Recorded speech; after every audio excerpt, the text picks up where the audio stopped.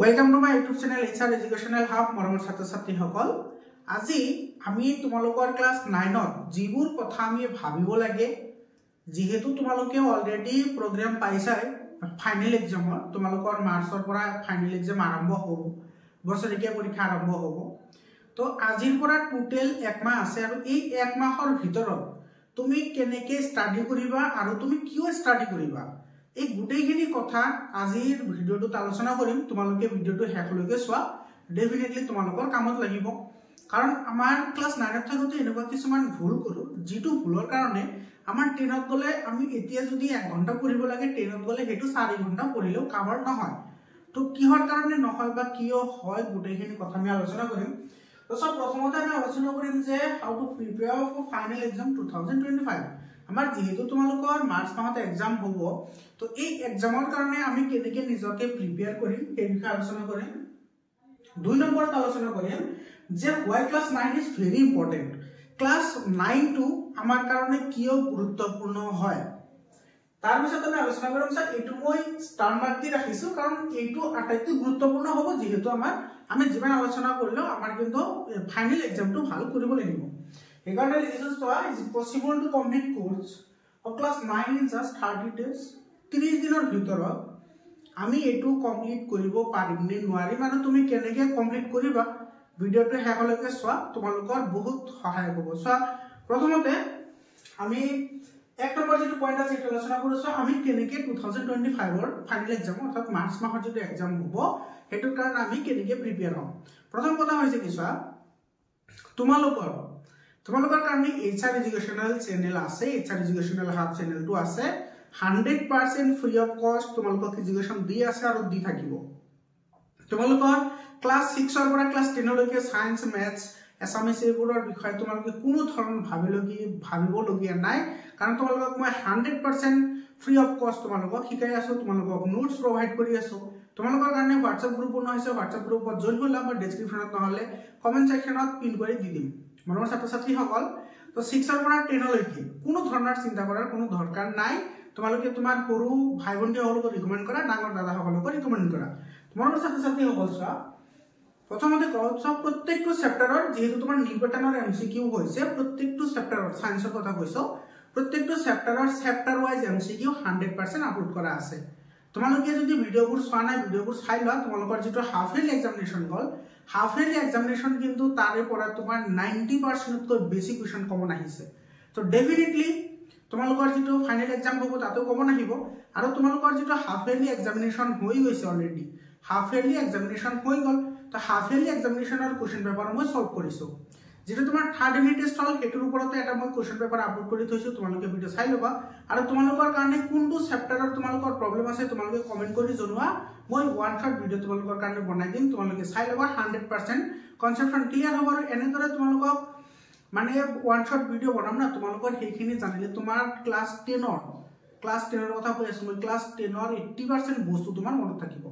মই এইটো গ্যাৰান্টি মই লৈছো তো তোমালোকে কমেন্ট কৰি জনাব লাগে যে তোমালোকৰ কোনটো টপিকৰ ওপৰত তোমালোকৰ ভিডিও লাগে ঠিক আছে আৰু তোমালোকৰ হেবোৰ পিডিএফ ফাইল তোমালোকে পাই যাবা তো সোনকালে ভিডিওটো শেয়াৰ কৰা চোৱা তো এইখিনি আমাৰ হৈ গল ম্যাথছৰ কাৰণে এমসিকিউৰ সিৰিজ আৰম্ভ কৰিম পহাকালিৰ পৰা তোমালোকে ম্যাথছৰ চেপ্টাৰ ওয়াইজ এমসিকিউবোৰ পাই যাবা সকলো কেইটা এমসিকিউ 100% কনসেপচনৰ এটা আলোচনা কৰিম কাৰণ তোমালোকৰ এইবোৰ হাফ ইয়াৰলি এক্সামিনেশনত যেনেকুৱা কোৱেশ্চন পেপাৰ হৈছে কামৰূপ মেট্ৰিক্সলা যেটো কোৱেশ্চন পেপাৰ হৈছে বহুত টাফ হৈছে ষ্টুডেন্টৰ ক্ষেত্ৰত ঠিক আছে তো যিবোৰ এমসিকিউ সেটআপ হৈছে তো তেনেকুৱা ধৰণৰ আমি বহুত কেইটা এমসিকিউ চেপ্টাৰ ওয়াইজ এমসিকিউ আমি ডিসকাশন কৰিম তো তোমালোকে সকলোবোৰ ভিডিও ৰেগুলাৰলি চাই থাকিবা চেনেলটো সাবস্ক্ৰাইব কৰি লোৱা মনৰ ছাত্ৰ-ছাত্ৰী সকল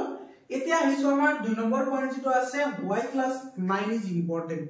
ক্লাস 9 টু কিহৰ কাৰণে দৰকাৰী হয় মনৰ ছাত্ৰ-ছাত্ৰী সকল যদি তোমালোকে ক্লাস 6 বা 7 ৰ ভিডিও মোৰ চাইছা মই প্ৰত্যেকটো ভিডিওতে কও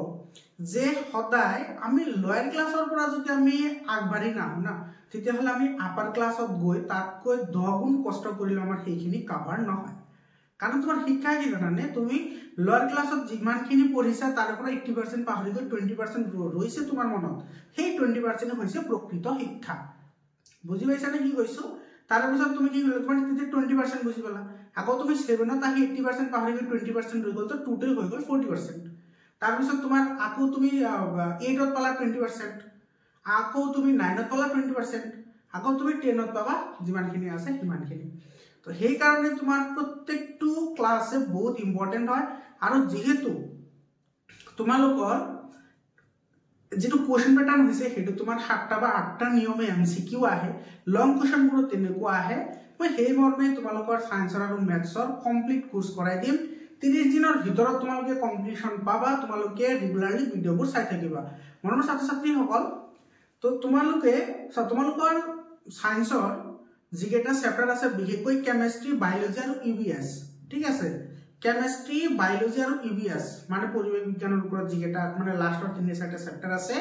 এই চেপ্টাৰ কেইটা ইমানেই ইম্পৰ্টেন্ট। মই তোমালোকক গ্যাৰান্টি দিছো তোমালোকৰ কেমিষ্ট্ৰি, তাৰপিছত তোমাৰ যিখিনি বায়োলজি আছে আৰু যিখিনি ইভিএছৰ চেপ্টাৰ আছে, তুমি যদি ভালদৰে পঢ়িছা ক্লাছ 9ৰ বছৰ ক্লাছ 10ত গলে 80% বস্তু তোমাৰ একেবাৰে মানে ট্ৰান্সপাৰেন্ট হৈ যাব। কিয় কাৰণে জানানে? কাৰণ তোমাৰ ক্লাছ 10ত সায়েন্সৰ বোধহয় এনেকুৱা কোনো পেজ নাই যাতে লিখা নাই যে তুমি নৱম শ্ৰেণীত পঢ়ি আহিছা। ডাইৰেক্টলি উঠাই দিয়ে যে তুমি নৱম শ্ৰেণীত পঢ়ি আহিছা। এতিয়া তুমি নৱম শ্ৰেণীত কি পঢ়িছা এই তুমি জানিলেহে তুমি ক্লাছ 10ৰ খিনি বুজি পাবা। ঠিক তেনেদৰে তোমাৰ 9ত আহিলে 8ৰ খিনি লিখা থাকে যে তুমি 8ৰ ক্লাছত পঢ়ি আহিছা। আকৌ তুমি 7ত যেতিয়া আহিবা বা 8ত যেতিয়া আহিবা তেতিয়া লিখা থাকিব তুমি 7ত পঢ়ি আহিছা। এই যে যেটো পঢ়ি আহিছা বা তুমি অমুক ক্লাছত পঢ়িছা, তমুক ক্লাছত পঢ়িছা, এই যেটো ট্ৰেডিশন নাই, ট্ৰেডিশন নহয়, একচুয়ালি এইটো তোমাৰ ৰিলেটেবল হয়, ইন্টাৰ কানেক্টেড হয়। লাগিবই লাগিব, 100% লাগিব। আৰু তোমালোকৰ যেহেতু এতিয়া 100% কনসেপচুৱেল বেস কোৱেশ্চন হয়, গতিকে তোমাৰ কোৱেশ্চনৰ ওপৰত বেস কৰি তোমালোকে ষ্টাডি কৰিব লাগিব। তোমাৰ ষ্টাডিৰ ওপৰত বেস কৰি কোৱেশ্চন সেটআপ নহয়, ঠিক আছে। তুমি যেনেকুৱা ধৰণৰ কোৱেশ্চন সেটআপ হ'ব তুমি তাৰ ওপৰত ভিত্তি কৰি তুমি আনসাৰবোৰ কৰিব লাগিব। আৰু তাৰ কাৰণে তোমালোকে কোনো টেনশন লোৱাৰ একেবাৰে দৰকাৰ নাই। মই আছো তোমালোকৰ কাৰণে, ফ্ৰী অফ কষ্ট তোমালোকক মই এডুকেশ্যন দিম। আৰু যিমান দিন আছো সিমান দিন তোমালোকক দি থাকিম। আৰু এটা কথা, তোমালোকৰ অহা বছৰৰ পৰা মানে নেক্সট সেশনৰ পৰা তোমালোকৰ যেতিয়া ফাইনেল এক্সাম হৈ যাব, ক্লাছ 9ৰ বছৰ মই এটা নতুন সিৰিজ আৰম্ভ কৰি আছো, সেইটো হৈছে তোমাৰ প্ৰেক্টিকেল, ঠিক আছে। তোমালোকৰ যিমানবোৰ এক্টিভিটি আছে মই তোমালোকক হাতে কামে কৰাই দেখুৱাবলৈ চেষ্টা কৰিম। তো তোমালোকে সাবস্ক্ৰাইব কৰা, তোমাৰ বন্ধুবৰ্গৰ সৈতে শেয়াৰ কৰা, আৰু গ্ৰুপত তোমালোকৰ যিমান বন্ধু আছে তুমি সিহঁতক এড কৰা, ঠিক আছে। তো এতিয়া চোৱা, তো আমাৰ ক্লাছ 9 টু এই কাৰণে ইম্পৰ্টেন্ট হয় কাৰণ তোমাৰ সেইখিনি জানিলেহে আমি ক্লাছ 10ৰ খিনি বেটাৰ কৰিব পাৰিম। আৰু তুমি ক্লাছ 9ৰ সায়েন্স আৰু মেথছ ইমানেই ইম্পৰ্টেন্ট, মই তোমালোকক বাৰে বাৰে কৈ আছো, ইমানেই ইম্পৰ্টেন্ট যে তোমাৰ সেইটো বিল্ডিঙৰ খুঁটিৰ নিচিনা, ঠিক আছে। মানে বিল্ডিঙৰ তলত যিখিনি নীড থাকে না, সেইটো হৈছে তোমাৰ বিল্ডিঙৰ যিটো মজবুতি সেইটো নিৰ্ণয় কৰে। তো তোমাৰ ক্লাছ 9 টু তোমাৰ 10 টো নিৰ্ধাৰণ কৰিব। তোমাৰ ক্লাছ 8, 9 আৰু 10 এই তিনিটা ক্লাছ তোমাৰ হায়াৰ সেকেন্ডাৰীৰ ওপৰত মানে নিৰ্ভৰ কৰিব। তো তুমি যদি 8 তোমাৰ বেটাৰ আছে, 9 বেটাৰ আছে, আৰু যদি 9 বেটাৰ নাই তেতিয়াহ'লে তোমাৰ 10ও বেটাৰ কৰাটো আশা কৰিব পাৰি। কিন্তু সেইটো তোমাৰ কিমান কষ্ট হ'ব তুমি সেইটো নিজে কল্পনা কৰিব নোৱাৰা যে ইমান কষ্ট হ'ব তুমি তাৰ পৰা আগবাঢ়ি যাবলৈ। তো তোমাৰ যেহেতু একমাহ আছে, একমাহ সময় বহুত সময়, তোমালোকে কোৱা মতে ষ্টাডি কৰা।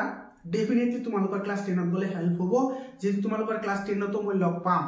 মৰমৰ ছাত্ৰ-ছাত্ৰীসকল, গ্ৰুপত জইন হোৱা, কেতিয়া কোনটো ভিডিঅ' আহে তোমালোকে আৰু সাৰ্চ কৰিব নালাগে, ডাইৰেক্টলি তোমালোকে নটিফিকেশন পাই যাবা। তো ভিডিঅ'বোৰ চাই ল'বা আৰু তোমালোকে নটিফিকেশন বেলটো অন কৰি ৰাখিবা।